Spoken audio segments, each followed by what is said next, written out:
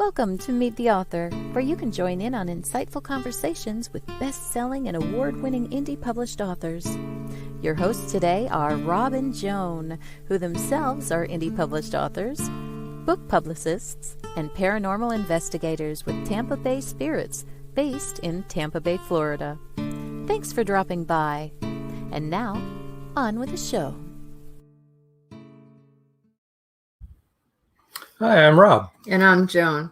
We're glad that you're here, whether you're listening and watching us live or listening and watching us not live.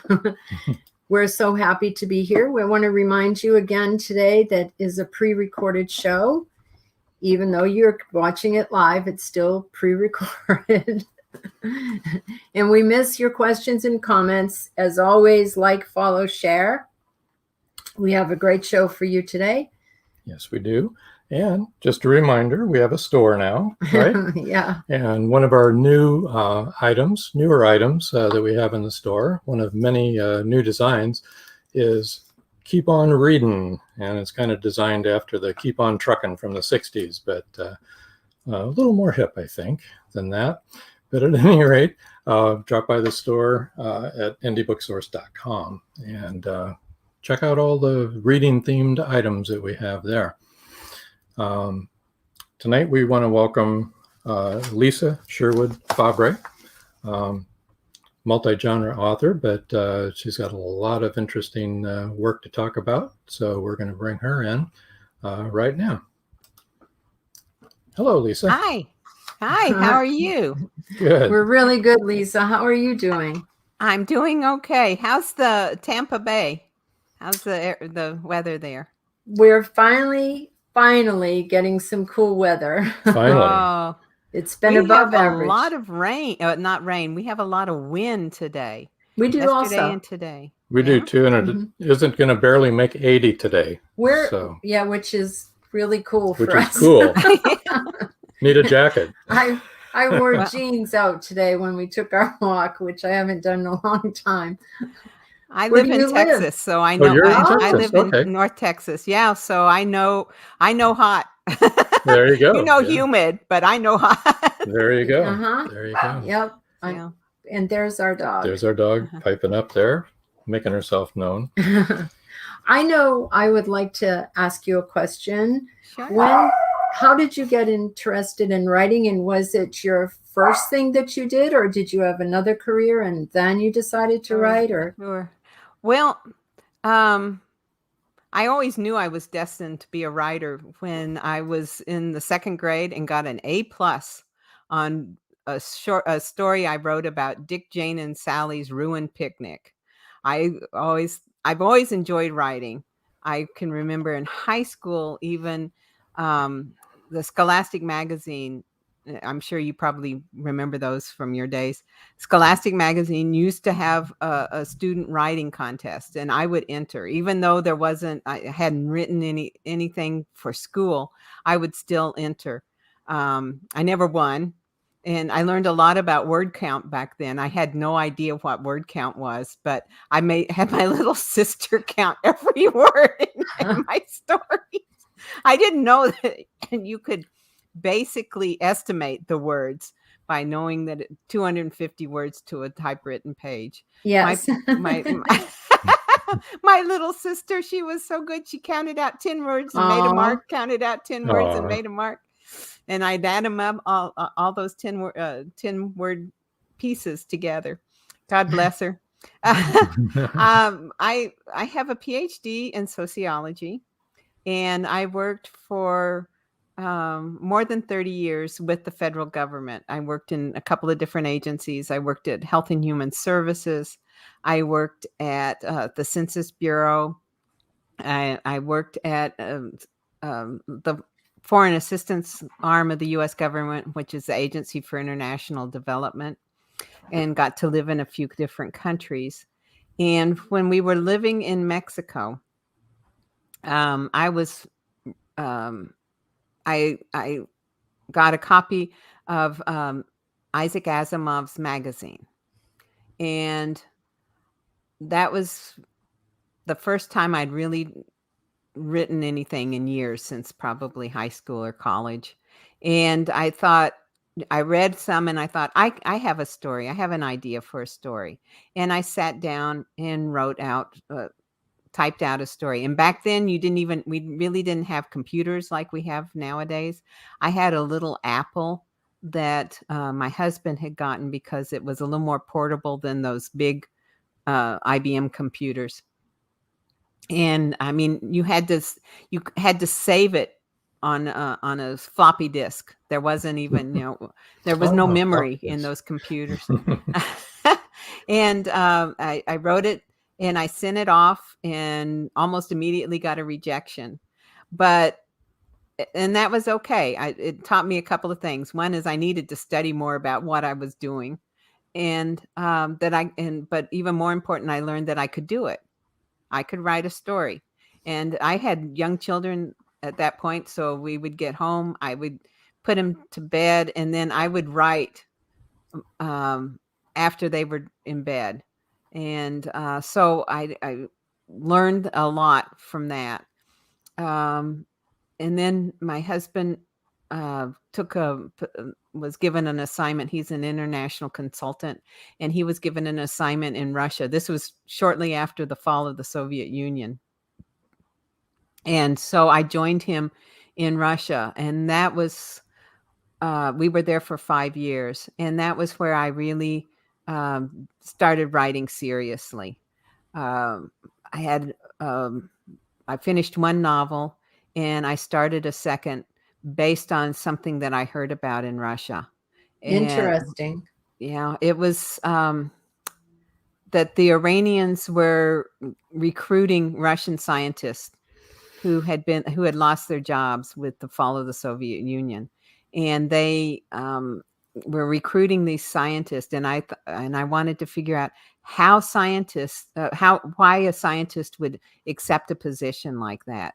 So I created an unemployed microbiologist who had a sick daughter. And that's the basis for Saving Hope. That's wonderful. That's really fascinating. Now, where did you live specifically in Russia? Moscow. And when you lived in Mexico? Mexico City. And my husband is actually Mexican. We met on a blind date in 1977. So we've known each other for quite a number of years. We've been married more than 40. So, yeah. Yeah, I lived in Mexico. Oh, really? In Guadalajara. Oh, yeah. Yeah, we've been there, but didn't get the never. In particular, I remember Guanajuato. We went to Guanajuato. We went on a trip once, and we went to Guanajuato, and we went to Guadalajara. He had an aunt. Well, actually, it's a great aunt who were twins that lived in Guadalajara. Yeah, I lived there in the late 60s, early 70s. I had 2 children that went to the American school there. Oh, yeah. I know that there's a large American enclave there. Oh, yes. A lot of retired people. There's, which I wasn't retired back in the 60s, which I'm ancient now, but I would be really ancient if I was retired then. But there's a huge enclave of Americans and also Canadians and also Cubans who wanted to get into the United States at that time and couldn't. So they went to Mexico instead. Yeah. Now, were you around, I think it's Lake Chapala that's there? No, I know where Lake Chapala is. I lived in a part of Guadalajara called Chapalita, but it was just, that was just the name of the neighborhood. But I remember when the Cubans that lived a couple of houses down from me, the Cuban family, lovely people, they were so excited when the Americans landed on the moon that they had a huge party. Oh, and, wow. I was the guest of honor because I was the American. They were congratulating me like it was something I had done. And I was like, how it was nice. difficult, but you did it somehow. It was really very nice. Very lovely people. Everybody there was super happy. I don't imagine that if you had lived in Russia at that time, everybody would have been super happy and Oh congratulating you. no. That was pre-fall Yeah, of yeah, Russia yeah. by quite a few years, actually. Yeah, Mhm. yeah. But that's really interesting, and Mhm. well, that gives you a really great background for writing Yeah, stories. yeah. However, I just want to bring this up because I happen to love Sherlock Holmes. Who doesn't Oh, love wow. Sherlock Holmes? And for you to be writing those books, to me, is like just brilliant. And you wrote this one, Life and Times of Sherlock Holmes. Hmm. That's fabulous. Did you have to do a lot of research for that? Well, these are actually, I'll tell you how these books came about. My goal, I actually was working on a fiction series. Um, the the whole series is called The Early Case Files of Sherlock Holmes. I was on the treadmill one day working out while I was at my office, well, you know, eh, just my government job, and I used my lunch hour to work out, and I was working out, and I started thinking, how did Sherlock Holmes become Sherlock Holmes? Because there's very little information in the original books, which are referred to by Sherlockians as the canon, Yes. and and and I decided, and I started thinking, well, the typical answer would be something like his father, something about his father, training him or something. And I thought, what if it was his mother? What if his mother was? We know that Sherlock Holmes had an incredible intelligence and very logical, and we know that his brother Mycroft might have even had a higher one, except that he wasn't one to go out and chase criminals or anything. He would have thought about it and said, this is the guy, but he would not have chased after him if the guy took off, left the room or whatever. And so I thought, well, what if it was his mother? And she has her intellect is just as brilliant as her son's. But as a woman, she wouldn't have been able to do the kinds of things that men could do at that time. And it would have been difficult for her to go out and investigate crimes. So what if she taught her children to do it? Brilliant. Well, and so that's where this series comes from. We start off with Sherlock Holmes at age 13, and his mother is accused of murdering the village midwife, and he's got to solve the crime before she hangs. Is it Yeah. this book? The Yes. Adventure of the Murdered Midwife? Yes. Brilliant. That's wonderful. But to write that book requires a lot of research into Victorian times. Yes. So, and since he's 13, we're talking about 1860. I have to do the math right. 1867, because Sherlockians believe that there's a reference in one of the books that that he was. I think he was, I can't remember what age that he said he was. And if you do the math, that meant he was born in 1854.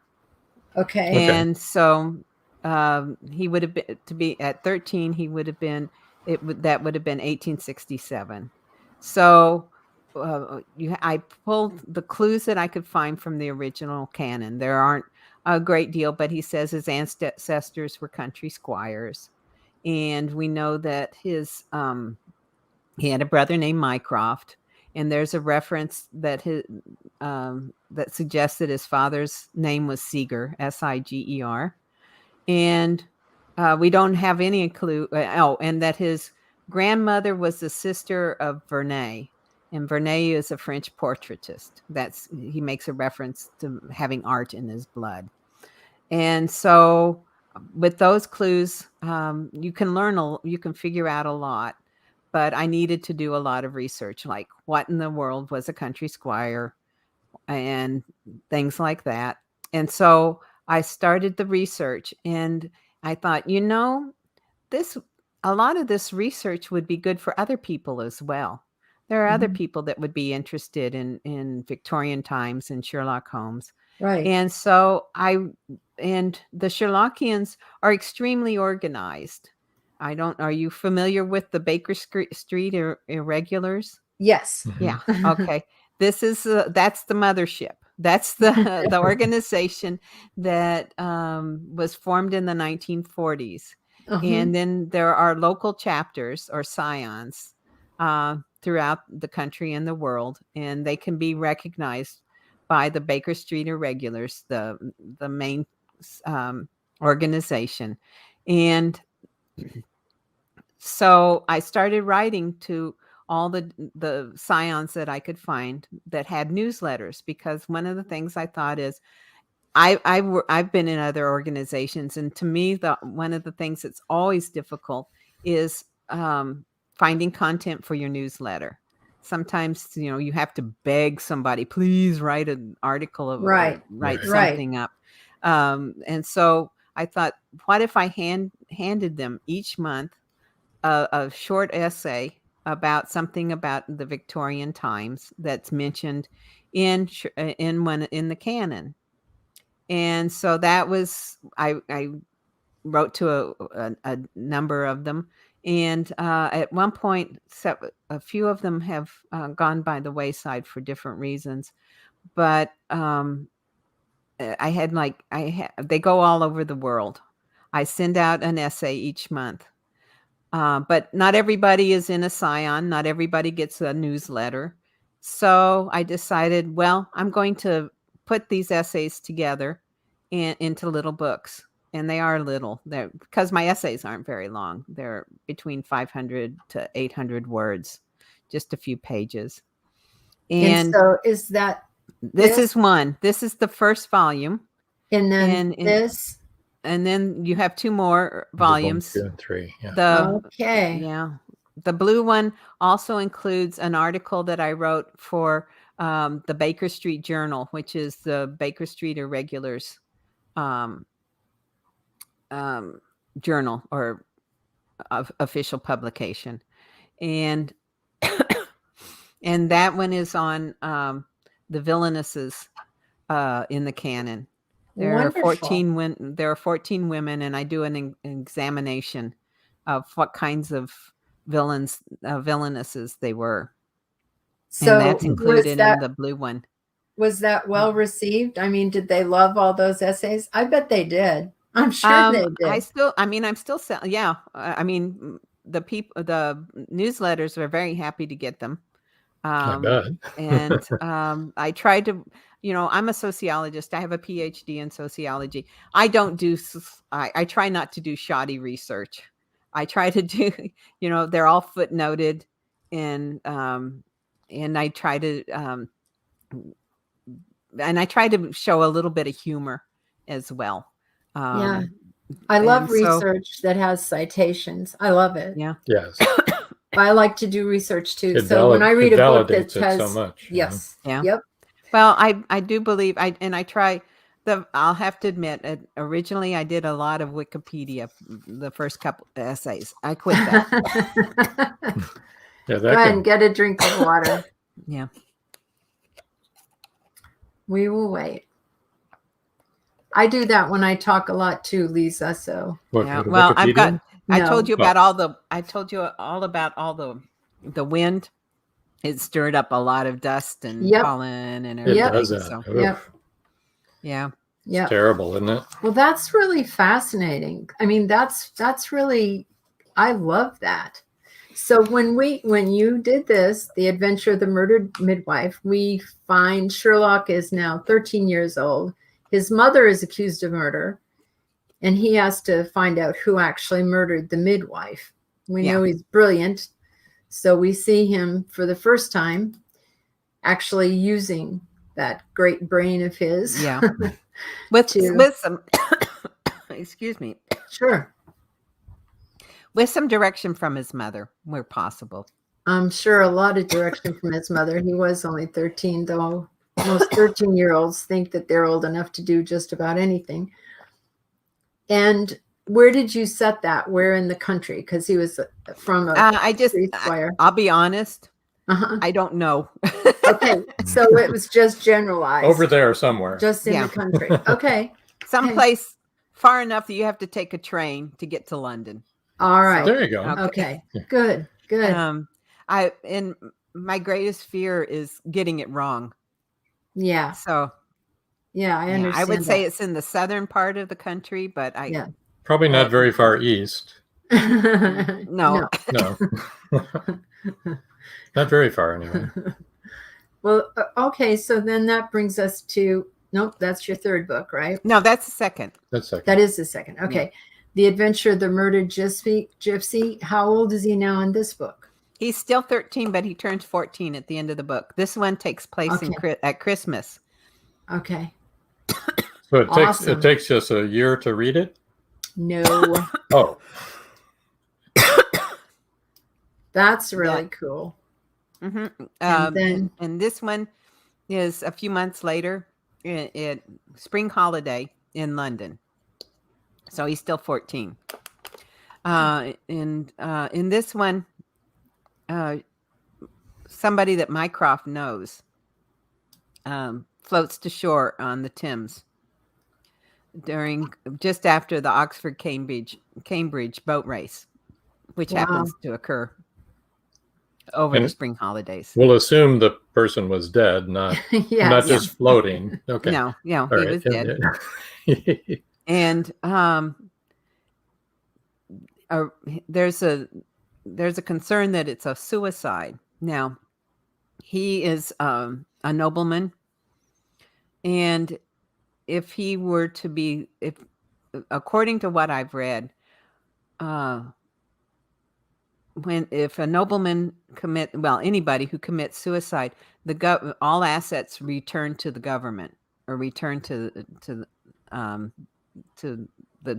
government treasury, and it's supposed to be a deterrent for suicide victims, but it could leave the family destitute. And so his sister is very concerned that the family's going to be left destitute. So she goes to the Holmes family and she says, if you don't help me prove that this is a murder, I'm going to ruin Mycroft's reputation. Oh. And so a little bit of blackmail there. And so they have only a few days before the coroner's inquest to make sure that it's a murder.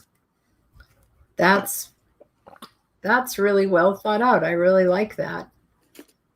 And I'm sure that Sherlock Holmes fans would love it too, because I love all of the stories that have been written about Sherlock that Sir Arthur Conan Doyle never wrote. I especially like it when Mycroft is involved. I like the way people have played upon that relationship and the way that they picture it and talk about it. I really like it. Yeah. Well, with a 7-year age difference, Sherlock is 13, Mycroft is 20. Right, exactly. So I make Mycroft, view, he's not above calling his brother a twit. Right. Which is what a lot of the books have portrayed them as having a contentious relationship. Yeah. At the same time, love underneath. Yeah. Yep. At the same time, there's love underneath. That's what I like about it. It's really, really awesome. That's good. Yeah. Why don't we break for commercial? All right. Give you a chance to rest your throat a little bit, maybe take a few more drinks, and we'll come see back what I can do. Three or four minutes. There will be a book giveaway after the commercial, so stay tuned. Everybody, people. Stay tuned, and see you in a couple minutes. Okay. Hey, look at us! We've got a new store. Yeah, we do. It's pretty exciting. What can you find there? We have a number of designs available on t-shirts, hoodies, coffee mugs, laptop and phone cases, pillows, and new designs are coming in all the time. Sounds like a great place to shop for authors and readers. Yeah, and it's easy to find. It's simple. Just Visit indiebooksource.com, click on the store tab, and you're there. Many secrets are hidden within the darkness of the jungle. Behold, this one about a man, a woman, a black jaguar, and an ancient Maya legend.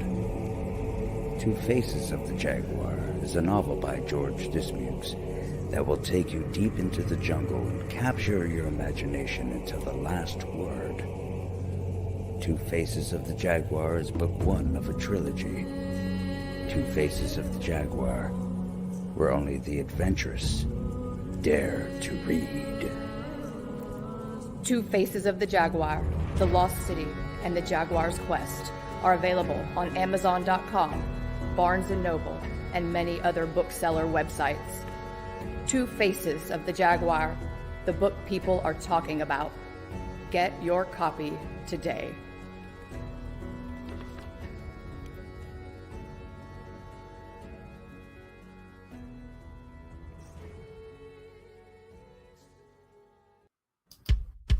At Indie Book Source, you can shop by genre or by author, and you will be buying direct from the author's main purchase link. We offer hundreds of titles in formats that include ebooks, paperback, hardbound, and audiobook. Support an indie author. Visit indiebooksource.com today. WLFE Digital Broadcast Network presents Variety Unlimited Television. Watch shows like Meet the Author Podcast, The Bipolar DM, Just Cindy, Card Pulls and Coffee, Unfiltered Talk with Bryce, and more. That's right, our shows are your shows on WLFE Digital Broadcast Network. And now, back to the show.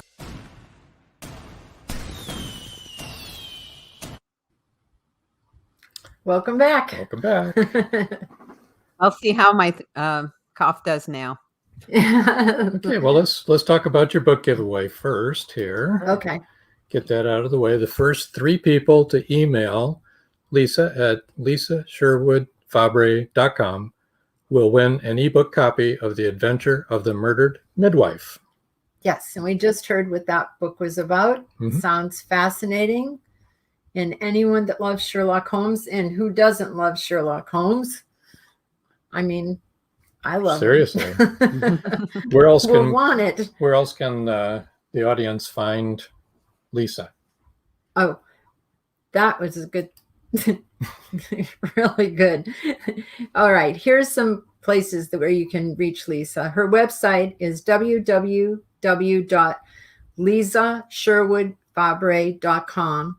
That's www.liesesherwoodfabre.com. Now, I'm not going to spell it out for you guys, so pay attention. Facebook is lisa.sherwoodfabre. And her Twitter is an easy handle. It's at lsfabre. And her email you just heard, but we'll repeat it again.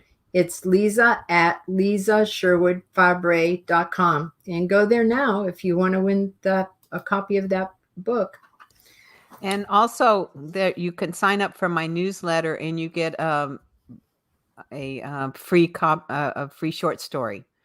Excellent. Great. Sounds like a win-win. Yeah. And if you like me, if you follow me on BookBub and let me know, there's another Sherlock Holmes short story duet that's only available for those who follow me on BookBub. Oh, You just have to let me know. that's Unfortunately, really great. BookBub does not give me your email address, or fortunately, probably for those who. But if you'll follow me on BookBub and then email me, I'll send you a short story duet. Oh, that's very nice. That's a really good thing. And I'm sure people will be interested in doing that. Yeah, I hope so. Is that bookbub.com? I I guess. I don't know. I just put in BookBub and it goes there. Yeah, so. Google it. Google it. There you Google go. it. You'll find it. It's there. It's there. So you want to tell us about what you're working on now? Is there anything coming down the pike that people can look forward to? Yes. I have book 4 or case 4 of the Sherlock Holmes series coming out. It's been, I've gotten comments back from editors, and I need to get that finished, some additional work done on it, but it'll be out in 2022. I'm not sure when, but shortly. Good. And in 2022, it takes place in Paris. Interesting. The Holmes family goes to visit their French relatives, the Verneys.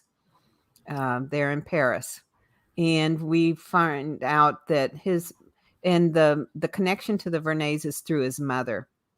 His mother is Violette, and we've learned that she had quite a past in Paris. She, as far as a Victorian woman goes, she was quite racy. But that's France, right? So we know the French. Everybody's racy in France. Yes. so that we can forgive her for that. yes. And it's called The Adventure of the Purloined Portrait. Oh, I love that title. That's good, right? I think using purloined in a title is always an excellent choice. It's kind of, and you got to work it in right. So, yeah. Yeah. And there's a reason why it's the purloined portrait and why it connects up with the Verney family. And people who know Sherlock Holmes will get that. Oh, yeah. They get to visit the Louvre, and there was an awful lot of research that I had to do for this one as well. Finding out about Paris in 1868 was quite a. I was very lucky there. I actually found a guide for English tourists to Paris in 1868. Believe it or not, an 1868 guide to Paris. Wow. So now, that made it a little bit easier. Now, you lived in a lot of different places. Did you live in Paris for a while too? No, I haven't lived in Paris. I visited. Okay. In fact, that was the last place we went before COVID. Okay. We were there just, it would have been January. I mean, I was sitting, I would watch the news on my iPad at night. And there were these things going on about some virus in China and people but I had no idea what that meant for all of us. Right. It's insane to think about how much the world shifted. The world. Yep. Yeah. Yeah. And you're lucky you got back when you did. Oh yeah. Well, it was before, things. The lockdown was in March. Not until March, but still, that was pretty close. Yeah. A lot of people got stuck. But while we were there, they were having a public transportation driver's strike. The bus drivers were on strike. Wow. And we actually couldn't get back to we had an Airbnb apartment. And we were on one side of a demonstration, and we couldn't get to our apartment because the demonstrators were marching down the street between us and the apartment. Oh man. So we wound up sitting in a bistro for several hours, waiting for the demonstrators to make it all the way through. And the police were all in riot gear, and every once in a while one would come in and use the restroom. And my goodness. Bistro. It was very interesting. Yes. Yes. Especially sociologically speaking, I'm sure you found it really interesting. Yeah. You were living the life, seeing it. There it was. Not as a tourist, but real life. Yeah. Did you get to see Notre Dame? Were you able to go into it at all? Just for I could see. I have pictures of the scaffolding. Yeah. But that wasn't the first time I'd been to Paris, so I'd been to Notre Dame before. Yeah. But yeah, I'm glad that they were able to stop it. I'm glad that they're able to, at some point, they're going to be able to restore it completely, I think. Right. You know, Right. it would have been a loss, a true loss. Oh, yeah. Oh, Yeah. yeah. I remember I think the whole world stopped and just watched. Yeah. It was horrifying to see such an iconic Yeah. Yeah. piece of history to be on fire like that. Yeah. Just horrible. It was heartbreaking, really, Yes. Yes. because it was beautiful yes. and had so much artwork in it. Oh, yes. Just incredible. But I understood they got a lot out.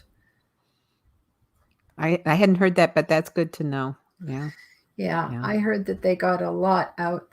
I mean, people were, running in and saving things and risking their lives to get all this, Wow. Yeah. this stuff out. Yeah. But I understand why, Yeah. Firemen are firemen everywhere. They're all heroes. Yes, they are. They are. Well, that is really interesting. That's really fascinating.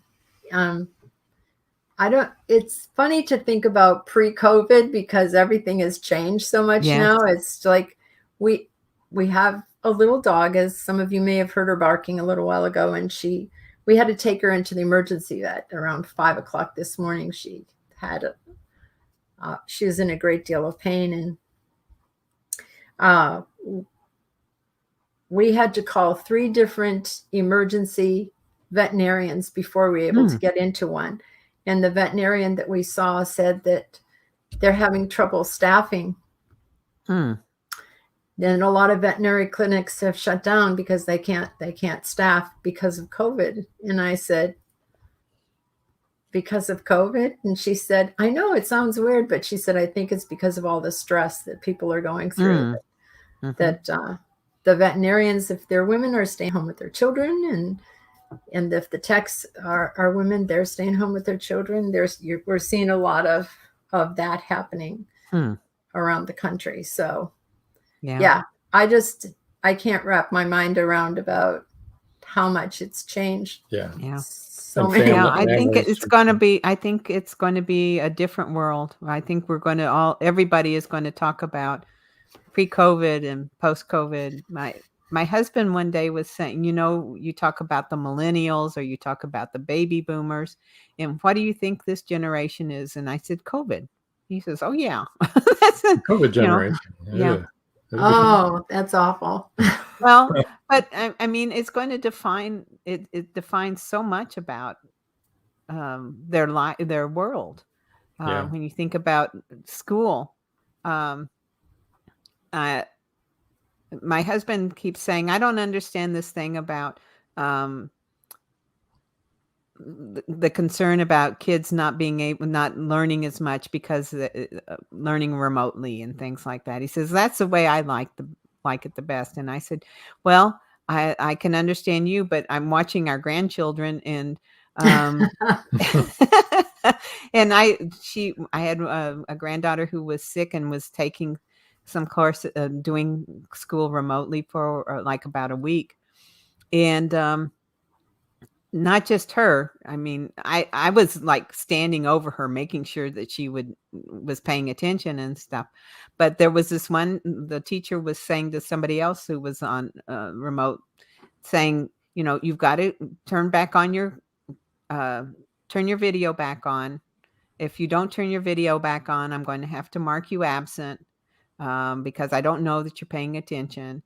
I could see some kids that seem to thrive that way. Some of them, answered the teacher would ask a question and they would answer it and everything, but not my granddaughter. And I love her dearly, but that was, I could tell that she's not one for remote learning. She really needs to have that personal interaction.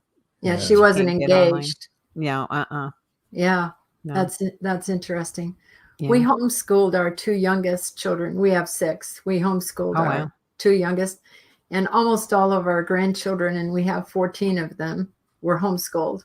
And and have gone on to college and everything like that. So it didn't affect any of our grandchildren at all. But we have plenty of friends with children and grandchildren that it did affect. Well, and it did affect some of our grandchildren with their extracurricular activities that they had, like, karate and that sort of thing. They couldn't do that anymore. So their friendship and bonds have all changed and have suffered from it. It's going to be really hard for all of the kids during this time, I think. And I don't think everyone is can learn the same way. There are many different learning types. When I first started homeschooling, we happened to live in California, and there's they call her the grandmother now. She used to be the mother of homeschooling, Kathy Duffy. And I happened to be in the same group as her. So I got to learn from her and found out there are 4 different types of teachers, the way they communicate, and 4 different types of learners, the way they receive that communication. And, it's fascinating because you have to teach to that student. So sometimes in a classroom situation, some kids are going to get left out of that. So I can see where it would benefit some children to be homeschooled and benefit other children to be, like you said, your granddaughter needs to be engaged with that person, and maybe even needs to be engaged with the students around her, depending on the type of learner that she is, that would be a benefit to that person. Yeah. So it's interesting. The whole COVID thing is interesting. Yeah. And I wonder what kind of books we're going to be seeing coming from it. It'll be interesting to see that too. Because we'll hear, there will be books about it for sure. Yeah. Yeah. I think it's going to be a while. People are, we're still in it. And, hasn't gone away. Yeah. We're too much in it to write about it right now, except all of our angst. And actually the Russian book, Saving Hope, it actually deals with bioweapons. Does it? Yeah. Yeah. Wow. Yeah. She's a microbiologist, and the Iranians want her to develop a vaccine. Okay. Against another a bioweapon. Here's the book that Lisa's speaking about.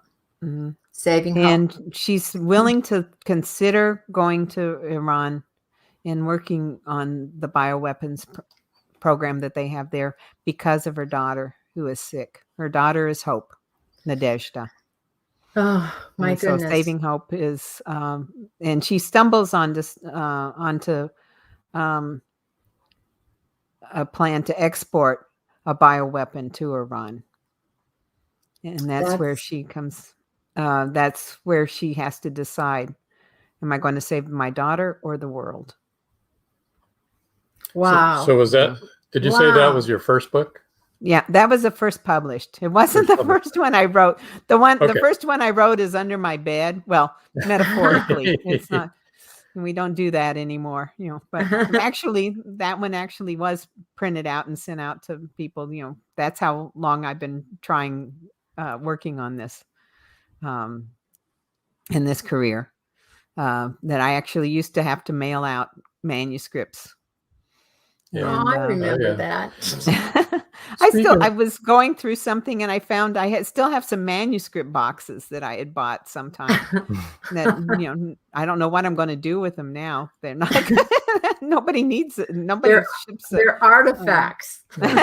Maybe that's what I should do. I was thinking as you were speaking that my one grandmother, my Irish grandmother, well, never mind. One of my Irish grandmothers, Lillian Donovan, was born in 1854. Oh, wow. Yeah. Wow. I was like, she probably knew. She probably did. Yeah. Probably did. They may have shared beds in the hospital together. There you go, or something like that. Incubators. Yeah. Well, she was Irish, and he was British. But I thought, well, that's crazy. That's pretty interesting. And I often think about how much times have changed since my grandparents were born and what they lived through. All of my grandparents lived through the Spanish flu, and never talked about it. They talked about the Great Depression, never talked about the Spanish flu. And now that we're going through COVID, I'm thinking, why the heck didn't they ever talk about that? I mean, that must have been horrifying. They went through the same thing that we're going through now. They had to wear masks and everything. Yeah. I think the difference was, or I think some of the differences are that the Spanish flu really didn't attack. Normally flus attack young people and old people, but the Spanish flu really had an effect on those that are in their 20s to their 50s, something along in there. It had there's a fascinating book that I read years ago about the Spanish flu. Don't even ask me the name because I can't tell you the title. But having worked for the U.S. Department of Health and Human Services and the U.S. specifically within the U.S. Public Health Service, I wasn't part of the Commission Corps, but most of the people I worked with were part of the Commission Corps, which is an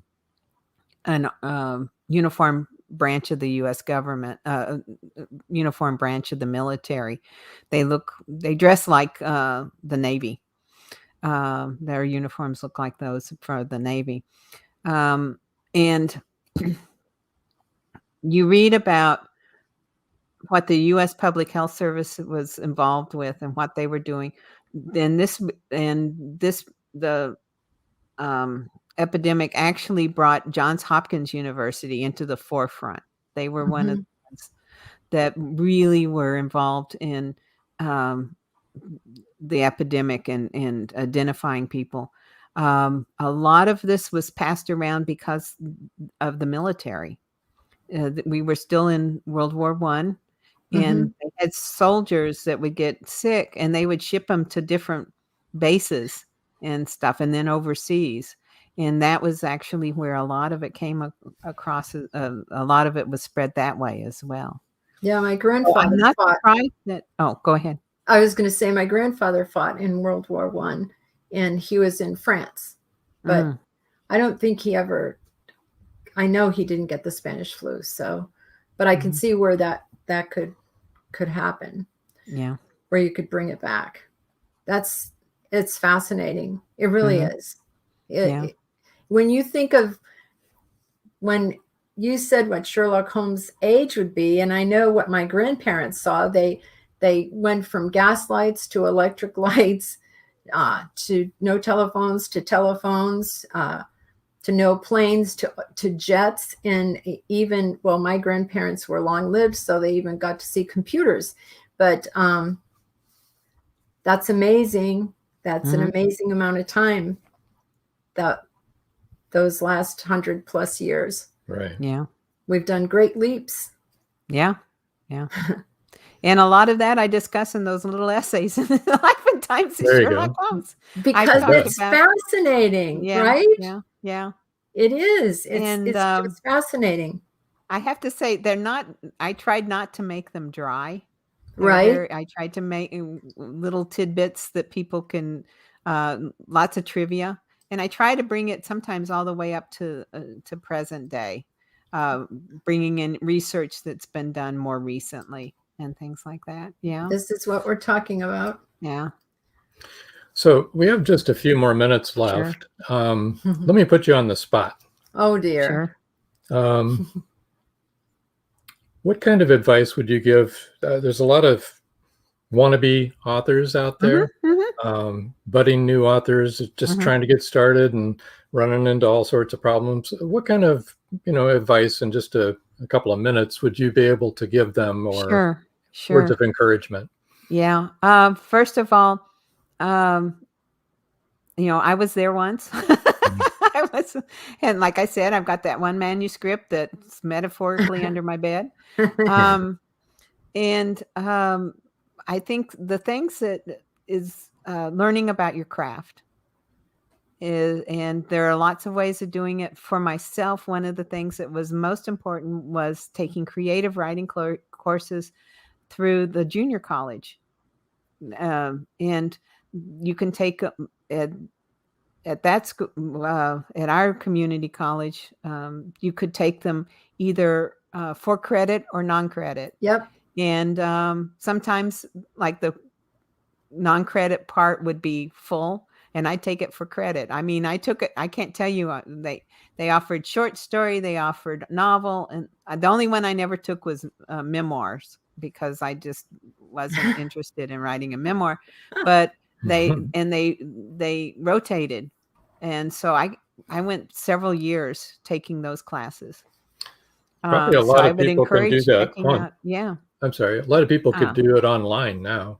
Yeah. On the courses are probably offered. Yeah. I'm sorry. Before it was, you would read and it got you over being scared of having other people listen to your work. Oh, because you had those people. There also, I would encourage people to look at local writers groups, because that's I did all of this. Okay. I did the courses. I would go to local writers groups. Romance Writers of America was one. There's also Mystery Writers of America. There are others. Science fiction, I think, is out there as well. Oh, yeah. And it's and you have speakers as well as in meeting other writers, because writing can be a very lonely thing, and this is an opportunity for you to meet other people. And nobody understands a writer better than another writer. Exactly. That's true. And just keeping up with your craft and learning your craft, and keep writing. That's what I would encourage people to do. Perfect. Start and then keep doing it. Yeah. Yeah. Right. Don't just talk about it or think about it. Start. Yeah. And the most important thing is putting it down on paper. That's the other thing I learned. You can't edit a blank page. No, you cannot. So it doesn't have to be perfect. You just get it down, and then you can edit and fix it. But the first thing is to get it down. There you go. And we all have to edit. Yeah, boy, that's for sure. That's the fun part. Rewriting. Yes. Okay. Well, here we are. Thank you very much, Lisa. Oh, well, Glad you could join us tonight. Like I said from the beginning, I really appreciate your podcast, and I thank you very much for letting me be a part of it. Well, you're very welcome. We appreciate you being on the show, and I am sure that all of our listeners are sorry that they didn't get to ask you the questions that they wanted to, but I hope that we did that for you. Right. And we're so glad that you were able to be on the show. It's been wonderful. And if they have any questions, they can always email me. Yep. I'd be glad to sign up listen. for your newsletter and learn more from you that way. Sure. Okay, well, I'm going to move you over to the side here while we close out. So all right. Let me see here if I can. No, you're going the wrong way. Going the wrong way. There, catch you over there. Okay. Oh, I see what you meant. Okay, so do you have any parting words? Nope, I can't think of any. No words of wisdom? I do. If you're going to read a book, would you please leave a review? Yes. And when you leave a review, would you please tell why you enjoyed the book and what you liked about the book, so that people who have the same likes will know, oh, this would be a good book for me. Very good. Next week should have, if we're still on schedule, which we hope to be, Orlando Sanchez will be on, and it'll be live. And then the week after that, on the 24th, will be right before Thanksgiving, Adam Gaffin. And that's going to be pre-recorded. So one more live show before Thanksgiving. And I guess until next time. That's all, folks. Thank you for joining us here on Meet the Author. Make sure you stay up to date with our show by clicking like, follow, and share. And you can find us on Spotify, iTunes, and more. See you next time on WLFE-DV.com.